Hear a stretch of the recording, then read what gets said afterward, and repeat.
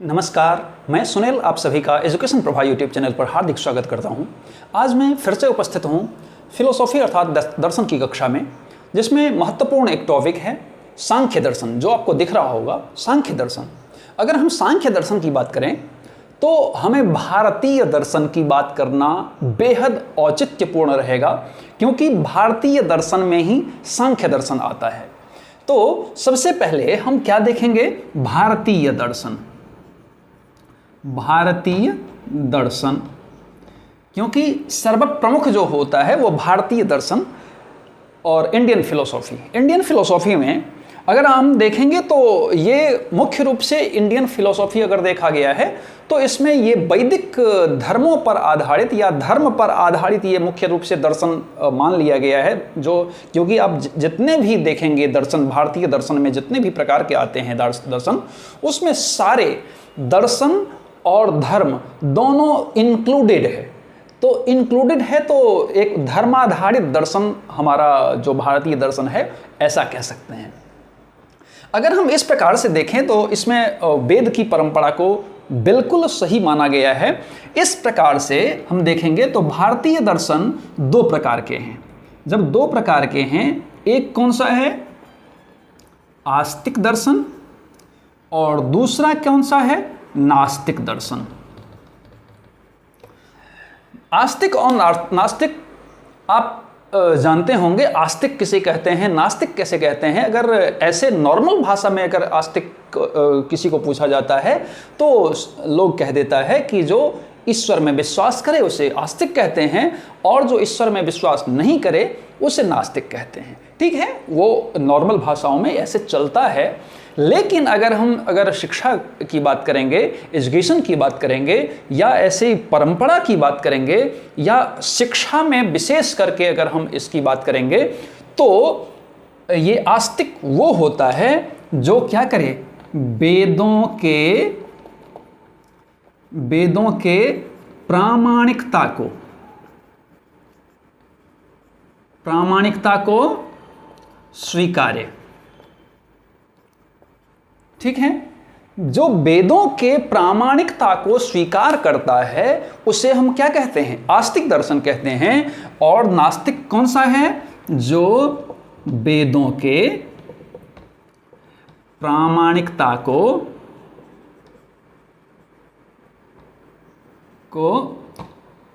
नहीं स्वीकारता है।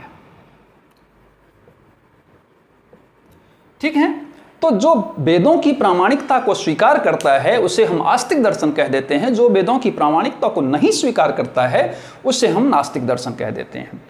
इस परंपरा में हम जब इस भाग की जब बात करते हैं तो दो भागों में जब हम दो भागों की बात करते हैं तो इसमें मुख्य रूप से तीन दर्शन आते हैं। एक आता है आपका कौन सा? सांख्य दर्शन आता है। दूसरा कौन सा आता है? आपका न्याय दर्शन आता है। और तीसरा कौन सा आता है? मीमांसा दर्शन आता है। मुख्य रूप से अगर हम बात करें तो प्राचीन परंपरा में जब पहले का काल था तो ये मुख्य रूप से तीन ही दर्शन हमारे यहाँ पर हुआ करता था भारतीय दर्शनों में। तो भारतीय दर्शनों में जब तीन ही दर्शन हुआ करता था तो यहाँ पर सांख्य, न्याय और मीमांसा। लेकिन कई बार क्या किया गया कि जब सांख्य एक प्रकार से थोड़ा सा काफ़ी लंबा चौड़ा हो गया, या फिर उसको वो थोड़ा सा बोझिल टाइप का हो गया, तो उसको बंटवारा कर दिया गया। उसी प्रकार से जिस प्रकार से हम देखते हैं कि वेदों के काल में सबसे पहले एक ही वेद हुआ करता था, लेकिन उसको खंडों में बंटवारा किया तो वो चार भागों में बंटवारा कर दिया गया: ऋग्वेद, यजुर्वेद, सामवेद और अथर्ववेद। उसी प्रकार से ठीक इसको भी बंटवारा कर दिया गया। जब बंटवारा कर दिया गया तो एक को कहा गया क्या? सांख्य, और दूसरा को कहा गया योग। फिर इसमें एक को न्याय दर्शन में एक को न्याय कहा गया, न्याय दर्शन, और दूसरे को कहा गया वैशेषिक कहा गया। एक इसमें जब बंटवारा किया गया तो एक को कहा गया पूर्व मीमांसा, और दूसरे को कहा गया उत्तर मीमांसा। उत्तर मीमांसा। लेकिन बाद में इसको कहा गया, इस पहले वाले पूर्व मीमांसा को मीमांसा कहा गया और दूसरे को वेदांत कहा गया। अब जब हम इसके प्रतिपादक आचार्य की बात करेंगे तो प्रतिपादक आचार्य में इस सांख्य के कपिल हो जाते हैं, कपिल हो जाते हैं, इसके पतंजलि हो जाते हैं, पतंजलि हो जाते हैं, न्याय के गौतम हो जाते हैं, वैशेषिक के कणाद हो जाते हैं, मीमांसा के आपके जैमिनी होते हैं और वेदांत के बादरायण होते हैं, बादरायण हो जाते हैं। फिर इसी प्रकार से अगर हम इस नास्तिक दर्शन की बात करेंगे तो इस नास्तिक दर्शन में भी 3 खंडों में बंटवारा किया गया। पहला था आपका जैन दर्शन, दूसरा था आपका बौद्ध दर्शन और तीसरा था आपका चारवाक दर्शन। इसको भी 3 खंडों में जब विभाजित किया गया तो 3 खंडों में विभाजित करने के बाद ये इसके जो प्रतिपादक आचार्य थे वो महावीर स्वामी, महावीर स्वामी, ये महात्मा बुद्ध, महात्मा बुद्ध और ये चारवाक। अब इसमें थोड़ा सा आप नजर दौड़ा के देखिए।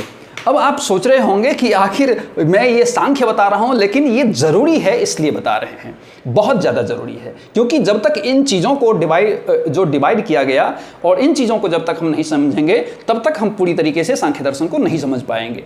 तो जब हम देखेंगे कि पहले 3 भागों में इसका बंटवारा किया गया सांख्य को, और सांख्य को बंटवारा करने के बाद सांख्य कपिल मुनि थे इनके आचार्य, फिर योग के जो आचार्य थे वो पतंजलि हुए, फिर न्याय के गौतम हुए, फिर वैशेषिक के कणाद हुए, फिर पूर्व मीमांसा को जिसको कि मीमांसा कहा गया उसके जैमिनी हुए, और उत्तर मीमांसा को जिसको कि वेदांत कहा गया। वेदांत इसलिए वेदस्य अंतो वेदांतः, अर्थात जो वेद के अंतिम भाग में अंतिम सिद्धांत को, इसमें खास करके वेदांत में मुख्य रूप से जो वेद की परंपरा है उसके सिद्धांतों को बताया गया है।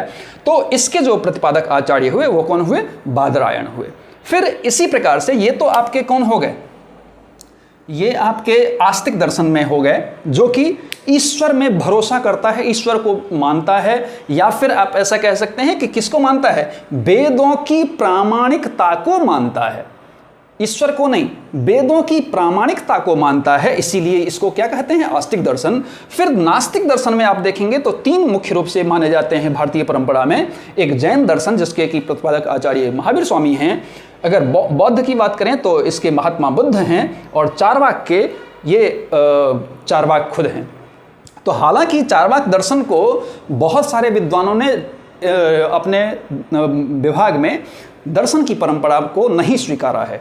क्यों नहीं स्वीकारा है? क्योंकि ये एक अलग प्रकार के दार्शनिक थे। चारवाक सुखभोगी थे। उनका कहना था कि जो भैया है अभी है, इसीलिए इनका एक कोटन आता है कि यावत जीवेत सुखम जीवेत ऋणम कृत्वा घृतम पीवेत भस्मीभूतस्य देहस्य पुनरागमनाय च। अर्थात जब तक हम हैं तब तक सुखपूर्वक जिएं और ऋण करके भी घृत पिएं, अर्थात मतलब कुछ भी हो उधार लेकर भी, लेकिन शौक से जियो भैया, कल के लिए रहे ना रहे मतलब नहीं है। तो इसके लिए खास करके इसको बहुत सारे जो आचार्य हुए हैं इसको मतलब दर्शन की श्रेणी में नहीं दिए, खैर लेकिन दर्शन माना जाता है। खैर, तो ये नास्तिक दर्शन की परंपरा में आता है। लेकिन अगर हम सारे दर्शनों की बात करेंगे तो सबसे जो क्लिष्ट माना जाता है, सबसे जो कठिन माना जाता है दर्शन को, वो आपका महावीर स्वामी का जो जैन दर्शन है उसको माना जाता है। खैर, अब हम आते हैं कि ये जो भारतीय परंपरा में हमारा जो आज का मुख्य टॉपिक है, हम टॉपिक पर सीधे आते हैं। तो टॉपिक पर जब हम सीधे आते हैं तो हमारा जो टॉपिक है कौन सा है? आपका सांख्य दर्शन। तो सांख्य दर्शन को हम इस प्रकार से समझते हैं, और आप अंत तक बने रहिए, क्योंकि हम लोग इस प्रकार से समझेंगे कि फिर से कभी भी आपको जानने की अलग से आवश्यकता नहीं होगी। ये आप निश्चिंत रहें इसके लिए। अगर सबसे पहले ये कौन थे? कपिल मुनि थे। कपिल मुनि थे। अब सांख्य दर्शन में, सांख्य दर्शन को एक प्रकार से कहा गया क्या है? तो ये द्वैतवादी दर्शन कहा गया। क्या कहा गया? द्वैतवादी दर्शन। अब द्वैतवादी दर्शन क्यों कहा गया भैया? तो द्वैतवादी इसलिए कहा गया, आपने सुना होगा, अगर सुना होगा आपने, तो सांख्य दर्शन में मुख्य रूप से 25 तत्वों को माना गया है। अब 25 तत्वों को जब माना गया है, उसमें भी अगर मुख्य तत्व को देखेंगे, मुख्य 25 नहीं है, बल्कि मुख्य रूप से अगर देखेंगे तो 2 तत्व यहां पर समाहित होते हैं। 2 तत्व जब यहां पर समाहित होते हैं तो ऐसे कर देते हैं। 2 तत्व में एक होता है पुरुष और दूसरा होता है प्रकृति। ठीक है, ये 2 तत्व, इसीलिए इसको द्वैतवादी दर्शन की संज्ञा दी गई है। अब द्वैतवादी संज्ञा दी गई है। अब ये जो पुरुष है और प्रकृति है, इसमें भी इन्होंने कहा कि ये जो पुरुष हैं ये ईश्वर, ये ईश्वर तो नहीं है, ये ईश्वर तो नहीं है, लेकिन ये जो पुरुष हैं इनके पास ईश्वर जैसी पूरी सत्ता है। अर्थात इनके पास ईश्वर जैसे सारे पराक्रम हैं, इनके पास ईश्वर जैसे सारे क्या हैं? गुण हैं। तो जब ईश्वर जैसी परंपरा है, ईश्वर जैसे गुण हैं, ईश्वर जैसी सत्ता है, ईश्वर जैसे सब कुछ हैं, इसी के कारण ये ईश्वर को, खास करके आप जब सांख्य कारिका पढ़ेंगे तो सांख्य कारिका जो मूल पुस्तक है सांख्य दर्शन का, उसमें भी कहीं भी ईश्वर जैसे शब्दों का इस्तेमाल नहीं किया गया है। इसीलिए हम यहां पर मान सकते हैं कि ये ईश्वर को स्वीकारा तो है, लेकिन ईश्वर है ऐसा कुछ यहां पर नहीं कहा गया है। इसी के कारण एक नाम इसका और पड़ता है। एक नाम जब और पड़ता है, इसको कहा गया क्या? निरीश्वरवादी योग। अब कई बार ऐसी परीक्षाओं में पूछी जाती है, निरीश्वरवादी योग किसका नाम है? तो आप लोग योग देख करके योग दर्शन नहीं लगा दीजिएगा। ये क्या है? निरीश्वरवादी योग जो है वो कौन सा दर्शन है? सांख्य दर्शन है। क्योंकि ये ईश्वर जैसी सत्ता को स्वीकारा है, वो किसके पास है? पुरुष के पास है। अब हम फिर से आते हैं। ये जब ईश्वर जैसी परंपरा को, सत्ता को जब स्वीकारा है, और इन्होंने कहा कि ये कौन है? ये एक प्रकार से चेतन है, ये एक प्रकार से चेतन है, ये एक प्रकार से क्या है? जड़ है। तो ये चेतन और जड़ है, तो चूंकि चेतन है तो इसमें जब चेतना, पुरुष में जब चेतना रहेगी तभी तो वो सत्ता को स्वीकारेगा, सत्ता को संभालेगा, अपनी पराक्रम को देखेगा। लेकिन जब तक उसमें चेतना ही नहीं रहेगी तो कहां से देखेगा? लेकिन यहां पर प्रकृति जो है वो मुख्य रूप से जड़ माना गया है इस दर्शन के अंदर। तो जब यहां पर आप देखेंगे कि 2 मुख्य प्रकार से क्या है, यहां पर तत्व हैं, 2 मुख्य प्रकार के तत्व हैं, पुरुष और प्रकृति। जब पुरुष और प्रकृति मुख्य रूप से 2 प्रकार के तत्व हैं, तो इसमें से ये जो प्रकृति है, इसमें से क्या बनता है? आपका महत बनता है। महत से क्या बनता है? अहंकार बनता है। अहंकार से क्या बनता है? तन्मात्राएं बनती हैं। तन्मात्राएं बनती हैं, और फिर तन्मात्राओं से क्या बनता है? तन्मात्राओं से क्या बनता है? मुख्य रूप से इंद्रियां बनती हैं।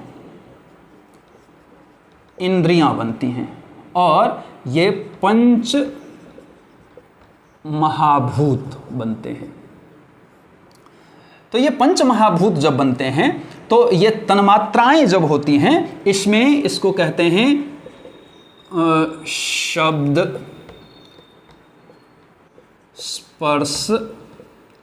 स्पर्श, रूप, रस और गंध। ये 5 तन्मात्राएं होती हैं, 5 तन्मात्राएं होती हैं इसमें। और ये जो इंद्रियां हैं, ये इंद्रिय 3 भागों में इसको बंटवारा किया गया है। कितने भागों में बंटवारा किया गया है? इसको 3 भागों में। जब 3 भागों में, एक है आपका कौन सा?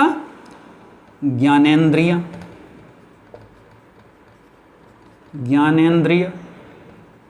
कर्मेंद्रिय और उभयेंद्रिय। उभयेंद्रिय को क्या बोलते हैं? मन बोलते हैं। कहते हैं ना, मेरा मन बड़ा चंचल है, कैसे मैं भजन करूं। तो मन बड़ा चंचल है, इसी के कारण से इसको उभयेंद्रिय माना गया है। दोनों, अर्थात ये ज्ञानेंद्रिय का भी काम करता है और कर्मेंद्रिय का भी काम करता है। अब अगर हम देखेंगे तो ज्ञानेंद्रिय कितने होते हैं? 5 होते हैं। कर्मेंद्रिय कितने होते हैं? 5 होते हैं। एक आपका उभयेंद्रिय है। पंचमहाभूत को क्या कहा गया है? क्षिति, जल, पावक, गगन और समीर। कहते हैं ना, क्षिति, जल, पावक, गगन, समीरा, पंच रचित यह अधम शरीरा। तो ये जब आप देखेंगे तो ये कितने हो गए? 5। ये भी हो गए। अब मैंने कहा था आपको कि ये इसमें जो टोटल तत्व होते हैं, अर्थात सांख्य योग में जो कुल तत्व माने जाते हैं वो 25 माने जाते हैं। अब 25 किस प्रकार से, अब हम यहां पर क्या करते हैं? काउंट कर लेते हैं। तो यहां पर 5 ज्ञानेंद्रिय हो गए, 5 कर्मेंद्रिय हो गए, 1 उभयेंद्रिय हो गया, मन हो गया, अर्थात 5 दूना 10, 1 11। तो ये इंद्रिय कितने हो गए? 11 हो गए। अब 11 हो गए और 5 आपका पंचमहाभूत हो गया, अर्थात 11 5 16 हो गया। फिर आपका तन्मात्राएं कितनी हो गई? 5 हो गई। शब्द, स्पर्श, रूप, रस और गंध। तो यहां पर 16 हुआ था, 16 और 5, 16 5 21 हो गया। 21 1 22, 23 24 और 1 25। तो इस प्रकार से कुल तत्वों की संख्या कितनी है? कुल तत्वों की संख्या है 25। लेकिन यहां पर कई बार प्रश्न पूछे जाते हैं कि कुल तत्वों की संख्या सांख्य दर्शन में कितनी है? आप लिखेंगे 25। लेकिन आपसे यह भी कई बार पूछा जाता है कि सांख्य दर्शन में मूल तत्वों की, किसकी? मूल तत्वों की संख्या। मूल तत्वों की संख्या कितने हो गए? 2 हो गए। अब मूल तत्वों की संख्या यहां पर 2 हो गए, अर्थात 1 पुरुष हो गए और 1 प्रकृति हो गए। तो दो मुख्य रूप से क्या हो गए? मूल तत्व हो गए। अब यहां पर नेट या विभिन्न परीक्षाओं के दृष्टिकोण से यह कई बार पूछा जाता है कि ये खास करके आप देखेंगे तो ये उपादान को, 2 उपादान इसमें माने गए हैं। क्या हो गए हैं? उपादान। 2 उपादानों को यहां पर माना गया है। इसने ये माना है क्या? कारण कार्य। अब ये कारण कार्य क्या है? तो उपादान अगर पूछा जाएगा कि सांख्य में उपादान कितने हैं, तो उपादान 2 होते हैं, कारण और कार्य होते हैं। कारण क्या होता है? कारण जो उत्पादक होता है, और कार्य क्या होता है? जो उत्पादन होता है, प्रोडक्ट। जैसे मान लीजिए कि एक मैं हूं और मैं कारण हूं किसका? अपने बेटे का। मैं कारण हूं किसका? अपने बेटे का। और मेरा कार्य कौन है? मेरा बेटा। अर्थात मैं कारण किसका हूं? बेटे का कारण हूं। और मेरा कार्य कौन है? मेरा बेटा है। उसी प्रकार से अगर कारण को देखेंगे तो मेरे ऊपर अगर हम एक देखेंगे तो मेरे पिताजी के हम कार्य हुए और मेरे पिताजी मेरे कारण हुए। तो इस प्रकार से कार्य कारण संबंध यहां पर होता है। तो ये कई बार पूछा जाता है। जिस प्रकार से हम एक और उदाहरण देंगे, एक बीज होता है, एक बीज होता है और बीज में, बीज क्या है, बीज में तो चलता रहता है और उसको जब हम बोते हैं तो एक बड़ा सा पेड़ का निर्माण हो जाता है। जब बड़ा सा पेड़ का निर्माण हो जाता है तो कारण कौन था, वो बीज, और जो उत्पादक है वो क्या है, वो पेड़ जो आपको दिख रहा है, तो वो कार्य हो गया। इस प्रकार से इसमें और कुछ पूछी जाती है जो प्रकृति विकृति। अब प्रकृति और विकृति यहां पर पूछी जाती है तो आप थोड़ा सा इसको हम मिटा दें पहले। तो यहां पर चलिए यहां पर छोड़ देते हैं।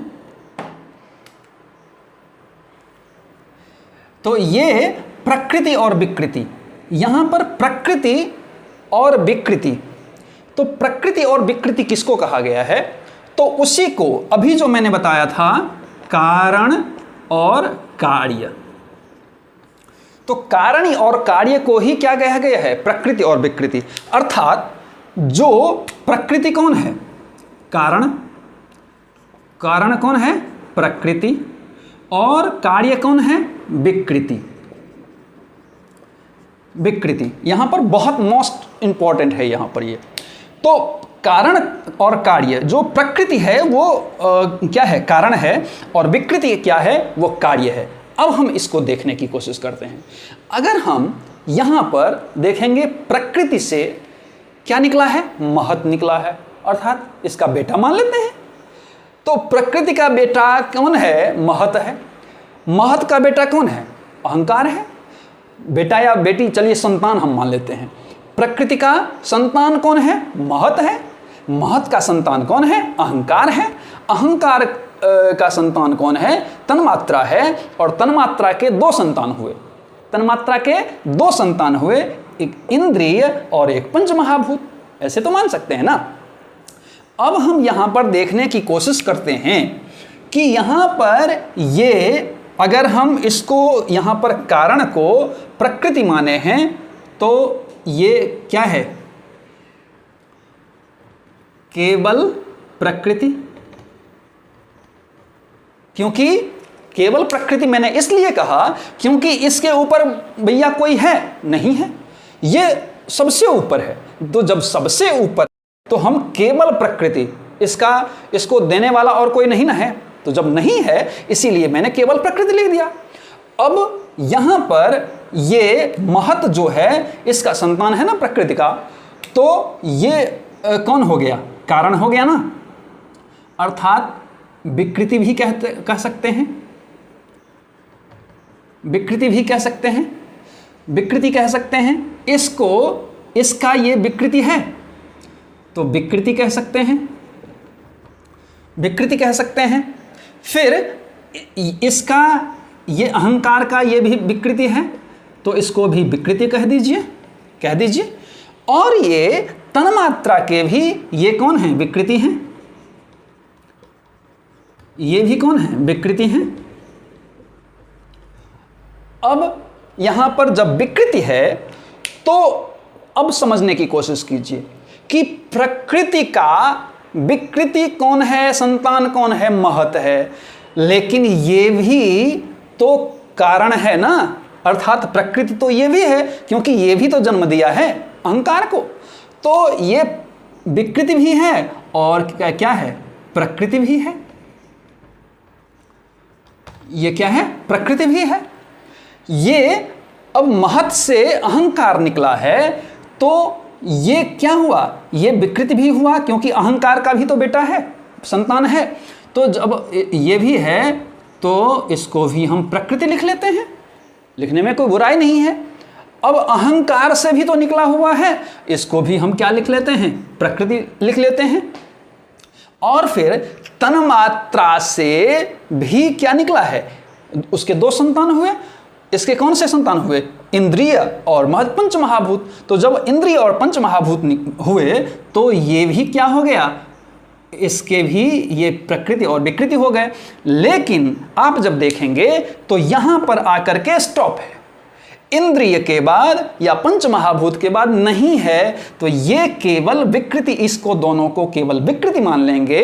अर्थात दूसरे शब्दों में, अब जब दूसरे शब्दों में हम आते हैं तो मैंने कहा था कि ये कारण हो गए, ये कार्य हो गए।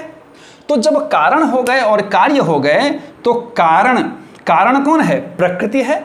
तो इसको हम कारण मान लेते हैं, कारण मान लेते हैं। जब कारण मान लेते हैं तो ये इसके कार्य हैं। तो कार्य हैं, तो जब कार्य हैं तो ये क्या हो जाएगा? जब ये कार्य हैं, इसके प्रकृति के ये क्या हैं? कार्य हैं। तो कार्य हो गए और कार्य हो गए। फिर प्रकृति के जब ये कार्य हो गए तो कार्य का भी तो कारण है, ये भी तो कारण हो गए इसके अहंकार के, तो ये भी क्या हो गए? कार्य हो गए। इस प्रकार से हम देखेंगे तो इस प्रकार से हम एक लिखने की यहां पर चेष्टा करते हैं। तो और यहां पर हम देखेंगे कि जो हमारा पुरुष है उससे कुछ भी नहीं निकला है, तो हम इसको क्या कहेंगे? केवल